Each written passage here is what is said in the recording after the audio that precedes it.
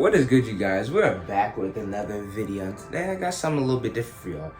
I really was planning on doing an Atlanta Hawks video for today, but I thought everybody's gonna be doing an Atlanta Hawks video today, so I decided to talk about something that's really popping on NBA Twitter right now, and that is this Demarcus Cousins peak debate and how good it was. Is it on Joel Embiid, Nikola Jokic's level? How good was his peak? Is he overrated? Is he underrated? All that type of stuff. I'm not sure why this popped off again for real. I mean, Demarcus Cousins always been a talked about player, but it seems like at least like this last week or so, everybody's talking about this man's peak and how good he really was. Is it because y'all seen him on TV again? Is it because he started getting minutes for Clippers again? I'm not really sure, but we're gonna talk about it because it's pretty interesting to me. So if you like this type of content, go and like us up on the video if you haven't already. And let's get right into it.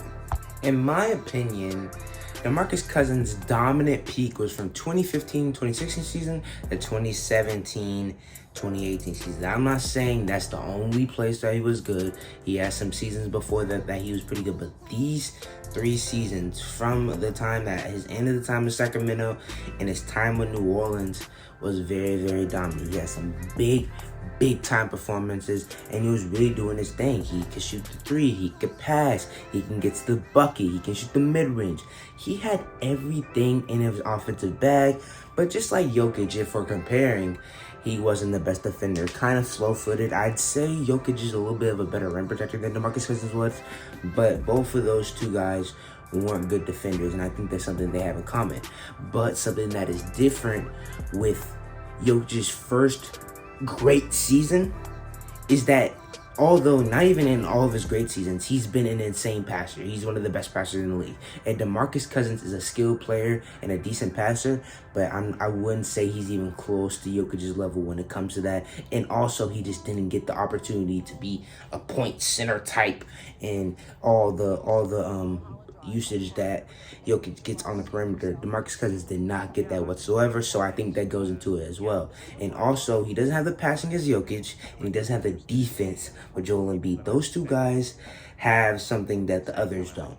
You know, they're all very dominant scorers at their peak. It took Jokic a little while to get over 25 points. Like last year, he was averaging 20. He decided to just be a little bit more selfish because a guy like Jokic, if you're being unselfish, if you're being that unselfish as Jokic was, you're being selfish to your team because you are the best player on the team. You are the guy. And Demarcus Cousins already knew that. But it took Jokic a little bit of time for all 3 of these guys to be dominant scorers in the paint. Demarcus Cousins came in with that. He had that mentality. I'll give that to Demarcus Cousins. But Jokic has the passing, which the other 2 don't.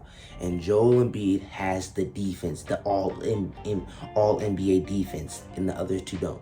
And that may be the difference in why I'd say Demarcus Cousins is 3 in this race.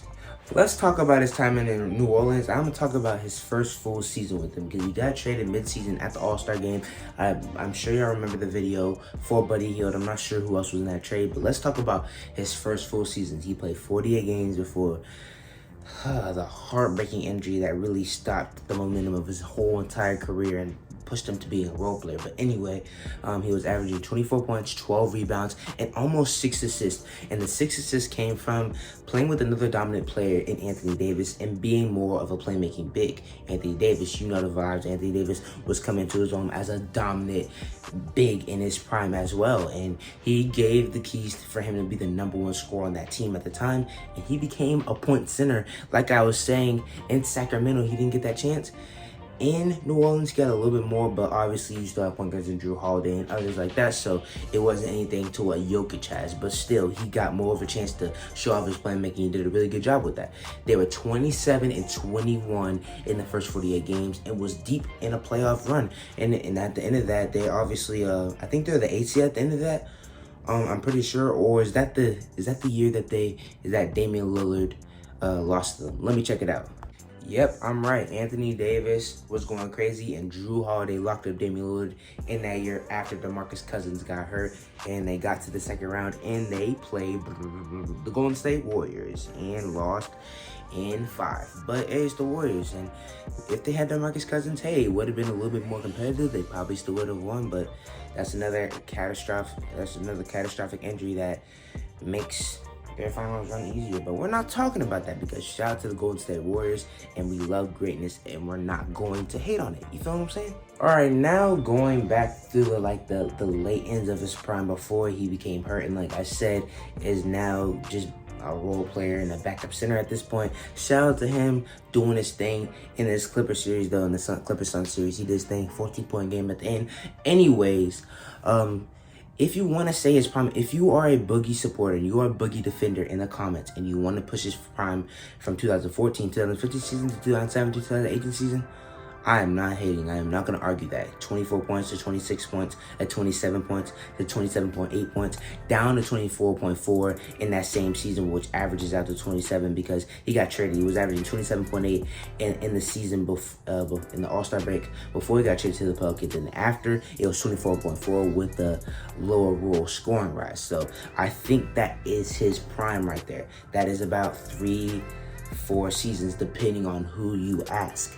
It really depends on how long Joel Embiid and Jokic's primes are, but it's looking like they are going to be longer. They have way better situations, in my opinion, especially in Sacramento. He had a terrible situation, was getting buckets.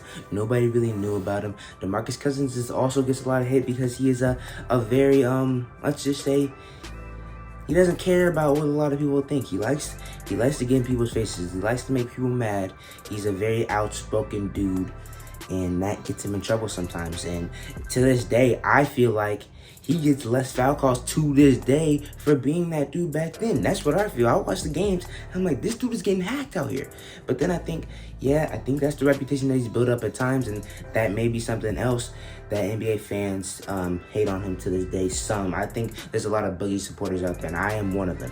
Literally, like, my coach named me after Boogie because I was a big dude that just bullied people when I was like in 4th grade. Obviously, I'm not that dude now because everybody caught up to me, but he literally called me that because Demarcus Cousins was doing that in the NBA. So I'm always going to be a Boogie fan because of that, and because I just like his play style. Shout out to him. But all in all, the reason why I made this video, all the prime questions, rate their primes 1 through 3, Joel Embiid, Jokic, and Boogie.